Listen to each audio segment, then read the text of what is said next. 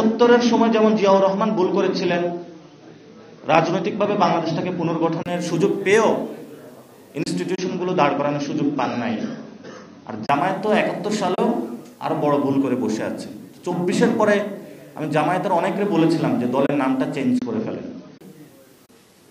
কারণ আপনার দলের নাম দিয়েছেন ইসলাম, ইসলামিক নাম দিয়ে এটার গায়ে যে কাদা লাগিয়েছেন, এই কাদা পরিষ্কার করার মতো না, পুরাটাই কালো হয়ে গিয়েছে।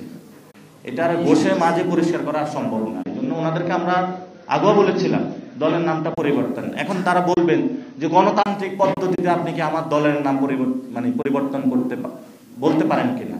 আমি বললাম গণতান্ত্রিক যাত্রায় আপনি কি আমার ইসলাম নিয়ে আপনি শুধু একটা দল বানায় রাজনীতি করতে পারেন কিনা, আমি তাদেরকে প্রশ্ন রাখবো।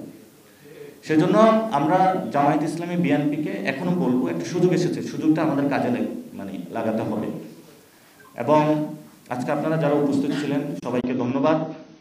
তবে আমাদের সব থেকে একটা বার্নিং একটা কোশ্চেন আসছে যে আমরা কার সাথে জোটে যাব। আমরা যারা সংস্কার বাস্তবায়নের পক্ষে থাকবে তাদের সাথে জোটে যাব। সংস্কার বাস্তবায়নের পথে যারা বাধা হবে এই জোট মিলে তাদেরকেও আমরা বাংলাদেশের জনগণের সামনে ভোট প্রক্রিয়াতে তাদেরকে পরাজিত করবো ইনশাআল্লাহ।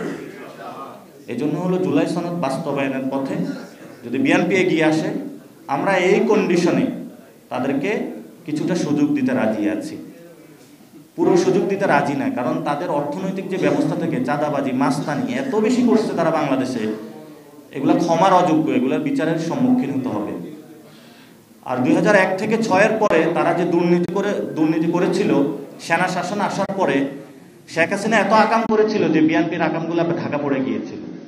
আমরা যদি সরকার গঠন করি 2001 থেকে 6 পর্যন্ত যে দুর্নীতি করেছিল তারা সেগুলোর বিচার করব। আমরা বাংলাদেশে কেউ অপরাধ করে ছাড় পাবে এই মন মানসিকতায় আমরা নাই, তাদের অবশ্যই আমরা বিচারের কাঠগড়ায় দাঁড় করাবো।